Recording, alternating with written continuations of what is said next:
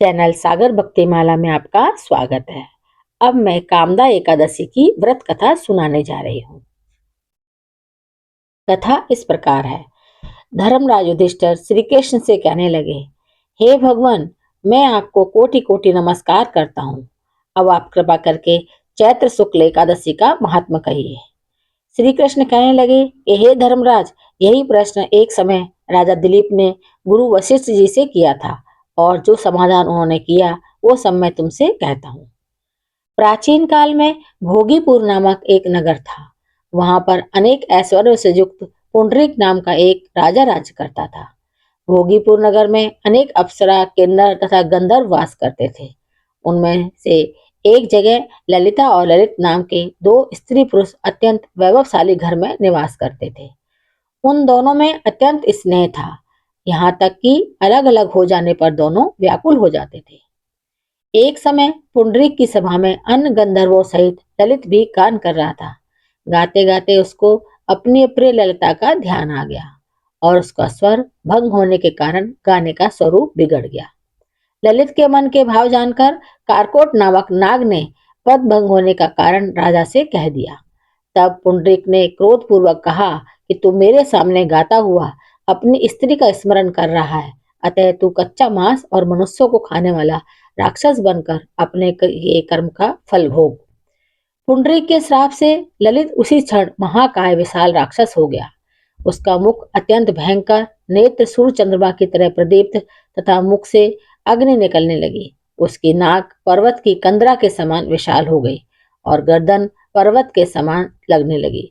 सिर के बाल पर्वतों पर खड़े वृक्षों के समान लगने लगे तथा भुजाएं अत्यंत लंबी हो गई। कुल मिलाकर उसका शरीर 8 योजन के विस्तार में हो गया। इस प्रकार राक्षस होकर वह अनेक प्रकार के दुख भोगने लगा। जब उसकी प्रियतमा ललिता को यह वृतांत मालूम हुआ तो उसे अत्यंत खेद हुआ और वह अपने पति के उद्धार का यत्न सोचने लगी। वह राक्षस अनेक प्रकार के घोर दुख सहता हुआ घने वनों में रहने लगा। उसकी स्त्री उसके पीछे पीछे जाती और विलाप करती रहती। एक बार ललिता अपने पति के पीछे घूमती घूमती विंध्याचल पर्वत पर पहुंच गई, जहां पर श्रृंगी ऋषि का आश्रम था। ललिता शीघ्र ही श्रृंगी ऋषि के आश्रम में गई और वहां जाकर विनीत भाव से प्रार्थना करने लगी। उसे देखकर श्रृंगी ऋषि बोले कि हे सुभागे, तुम कौन हो और यहाँ किस लिए आई हो? ललिता बोली कि हे मुने, मेरा नाम ललिता है। मेरा पति राजा पुंडरीक के श्राप से विशालकाय राक्षस हो गया है। इसका मुझको महान दुख है। उसके उद्धार का कोई उपाय बतलाइए। ऋषि श्रृंगी बोले कि हे गंधर्व कन्या, अब चैत्र शुक्ल एकादशी आने वाली है, जिसका नाम कामदा एकादशी है। इसका व्रत करने से मनुष्य के सर्व कार्य सिद्ध होते हैं। यदि तू कामदा एकादशी का व्रत कर उसके पुण्य का फल अपने पति को दे दे तो वह शीघ्र ही राक्षस योनि से मुक्त हो जाएगा और राजा का श्राप भी अश्वमेध शांत हो जाएगा। मुनि के ऐसे वचन सुनकर ललिता ने चैत्र शुक्ल एकादशी आने पर उसका व्रत किया और द्वादशी को ब्राह्मणों के सामने अपने व्रत का फल अपने पति को देती हुई भगवान से इस प्रकार प्रार्थना करने लगी, हे प्रभु, मैंने जो यह व्रत किया है इसका फल मेरे पति देव को प्राप्त हो जाए, जिससे वह राक्षस योनि से मुक्त हो जाए। एकादशी का फल देते ही उसका पति राक्षस योनि से मुक्त होकर अपने पुराने स्वरूप को प्राप्त हुआ।